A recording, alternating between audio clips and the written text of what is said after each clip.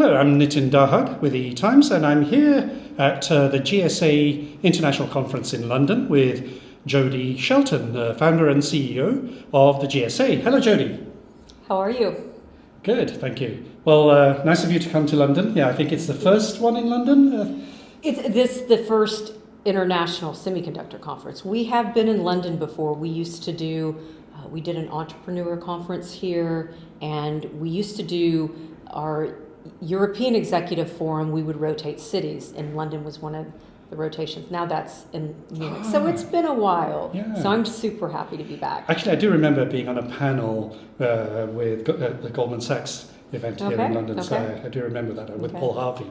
But yeah, that was quite a while ago.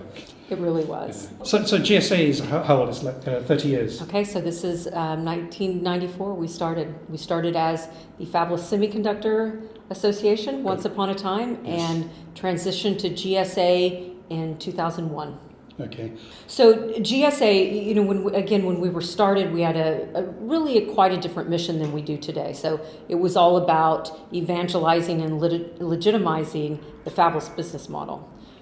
And then we transitioned to be the Global Semiconductor Alliance, and really our objective is to make sure that we have the most profitable industry that we can, and that means having an efficient industry, which also means global collaboration. So it is really extremely important and really in the DNA of companies to be collaborative. I mean, all of the revolutionary technology that has been delivered to the world today, it's been delivered through collaboration. So we have activities all over the world and members all over the world. So members are not just part of the GSA just for the events, but that certainly is a big part of it.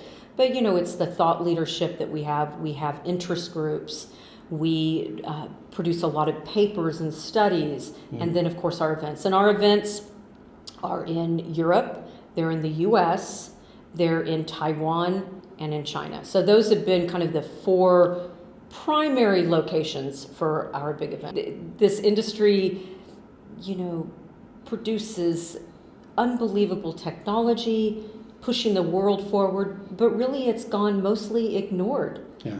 Up until maybe 3 or 4 years ago when people discovered, and really I've said it before, but the world finally recognizes this industry for everything we have always believed it to be. Right, now let's come to that. We're obviously in the midst of, everybody I interview talks about the geopolitics, they talk about the need for collaboration. I think you'll probably sing from the same hymn sheet, but what are the things you've been hearing in London here at the conference? Yes, so there's no question that this is a global industry and that collaboration is important, but it is becoming also more and more regionalized. So you've got the trend of regionalization of countries like the US saying, we want to increase the amount of manufacturing. Now, of course, there's no question that the U.S. dominates this industry. Well over 50% of the revenue comes from the U.S. and probably much greater portion of the profit comes from the U.S. So there's no question that the U.S. leads the semiconductor industry, but yet they want to make sure that they have manufacturing there. So you have TSMC locating there, you have Samsung, you have now Intel doing the foundry model and building in Ohio, I believe, as well as other locations. So you really do have this move towards regionalization, whereas at the same time, everybody acknowledges that we have to stay connected and global. So when TSMC gets up and running in the U.S., it's still going to be a very, very small portion of their overall capacity. So it's still going to be primarily in Taiwan that leading edge technology is going to be located. There is a lot of capacity being put in place. Right. At one point in time, I believe that it was estimated that if all the fabs that are under construction right now get done, it would surpass by double what our revenues are today. So I don't think that anybody believes that we're going to double in the next couple of years. So I think that we really have to strategically manage it. I think that there are fabs perhaps being built because there's money available for them to be built, and there are these private and public partnerships that make it more attractive perhaps to build a fab than it would have a few years ago. So I think that we really need to be cautious to protect the progress that we've made in this industry. We need to avoid unintended consequences and just be vigilant in strategically managing both those private public partnerships as well as any money coming in from government funding. In fact, you're right, because Jalal Baghali, who is on the board here in Europe for you, I think he did say a couple of years ago that, or was it last year, that there was going to be potentially overcapacity, and then cost will come down. Right. You know, what we do not want to happen is we don't want empty fabs, depressed margins, and dwindling R&D. But that will happen if this is not very, very strategically managed by our industry. I think that there's the risk in that happening. And we want to guard against that at all costs. I mean, without profit, a company cannot make the necessary R&D investments to accelerate the technology forward. And so what's been the highlight for you from this conference? It's always hard to say. At an event like this, there has been so much content. We started this event yesterday morning with the Women's Leadership Initiative Women in Semiconductor Conference. So the first few hours of the day was that conference. There were a lot of really spectacular, amazing women, many of whom we didn't know before. Got it. So we also now have an EMEA Women's Leadership Initiative Council in Europe. Okay, it was started by these women. They said, we want to do this. And so, you know, as people know about me, I never turn down help. I mean, if someone is willing to do something, I say, yes, let's do it. So that was really exciting. There were also, you know, a fair number of men in the room as well. So I think that whole concept of allyship and partnership and sponsorship by men is going to be incredibly important to increase the number of women at leadership levels in this industry.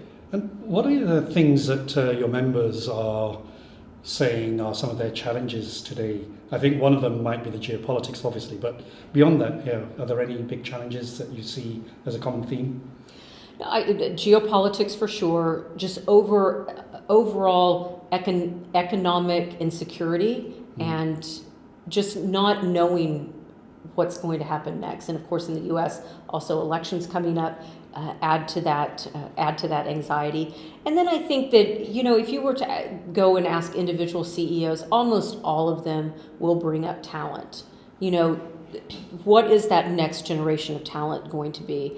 And that is why they're very committed, most of the CEOs in this industry, to our Women's Leadership Initiative, that, you know, if we ignore 50% of the population, it's to our detriment. I mean, if we really are going to grow to $1 billion, how do we do it? We have to have the talent. So we need to make sure that the message is being delivered, that this is the greatest industry in the world. You can actually come in and design the solution to the problems that really plague society. Right. I mean, what an exciting career. And what an exciting career for a woman. And so I think that that's one of the messages we want to get across. On talent, I mean, I travel quite a lot with what I do, but also previously when I was advisor to British government. And I used to see a lot of women electronic engineers and computer science engineers coming up in places like the Middle East and Asia. So do you think that's something in terms of addressing that talent and women in semiconductors? Do you think that's something that the US and Europe can tackle, because it's not exciting for them, is it? Yeah, you know, we don't really know what the true answer to why people aren't joining this industry in flocks, because again, we have so much passion and love for the industry. But I think it's the lack of great messaging and branding to those students that you can have an amazing career in this industry. And so, you know, deciding to get a double E is not always the easiest decision. So we need to make sure that we're supporting women and really urging them to stay on the path. Because again, it gets very problematic, especially when all of your classmates are male and maybe you want to do something a little different. So we want to urge those students to stay the course, because again, they can really design the solution and have a big impact on society. And this industry both wants and needs them. So we want those creative people. We want people who are not intimidated easily and who are, obviously great designers and future leaders. And that's what we're looking for. And again, hopefully more and more that message will get out to university students, and that we also have a big problem in this industry. It's kind of that woman in the middle part of her career. So when the women come into semiconductor companies, it's really balanced, or not completely balanced, but more balanced than we can imagine when they come in. But then you look at the C-level and the mid-level, and they drop out at a certain point. So what is driving them to drop out? And what do we need to do as an industry? What do companies need to do? And what do we need to do as a society? Like you said, actually, it's far more problematic in places like the US, Europe. Now, Eastern Europe, actually, it's a little bit different. Eastern Europe, the women are very used to being in the workforce in general, so why not follow what they're good at and what they're passionate about? And so if that is STEM and electronics, then they're going to do that without any hesitation. There doesn't seem to be any of the hang-ups that are in other regions. And then in the Middle East, interestingly enough, in Muslim-dominated countries, maybe it's because parents see this as a great option for their daughters and urge them to do that, because remember that so many people in this industry join the industry because of their parents, really urging them along. So you don't underestimate the power that you have as a parent, your friends and peers as well. But I think that in general, it's a very safe industry for women. And so, maybe that's part of the reasoning behind why that there's a bigger percentage of women in the Middle East in engineering roles than there are in the US and Europe. Okay, I'm going to shift gears. So one of the things I'm hearing quite a lot in the conversations at the conference here today and yesterday is around are there any challenges to the one big AI company, and what do you see as the opportunity for people challenging, obviously, companies like Nvidia? So first of all, I believe that AI is going to be, it's such a revolutionary technology and is going to shift the entire industry. I mean, it's dominated certainly the investments and imagination of this industry and the world over the past year and a half. Yeah. Okay, and Nvidia has been the big winner, and I think that they will continue to win. But I think that there's lots of other room for other companies. So not only to compete directly with Nvidia, so companies like AMD and Intel have an opportunity to compete with Nvidia, but then there are so many exciting startups around the world that are, really have great solutions. And I think that they're going to have an opportunity as well. That's how, if you remember when we started this organization, Nvidia was 1 year old, okay? And there were also many other very young companies that are now, the leaders in our industry. And they went after markets that the big guys were not so interested in, or that there were lots of new emerging markets at the time that, again, maybe the more established companies weren't that interested in. So I think that there will be a new opportunity presented to startups, and that there will be a real revival. There already has been a revival in the last 5 years for startups, and I think that it will continue. And where do you see the focus for GSA over the next few 2 years? Is it building the organization, transitioning into something more like went from Fabless to GSA? What's next? Well, it's very interesting because we did a big pivot a few years ago, and that was to make sure that we're representing all companies that intersect the semiconductor industry.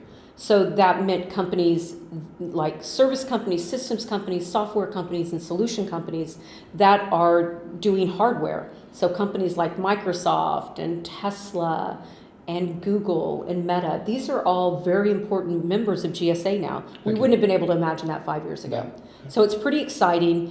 And then I think that one of the other things that we've done is we've gone to the customer.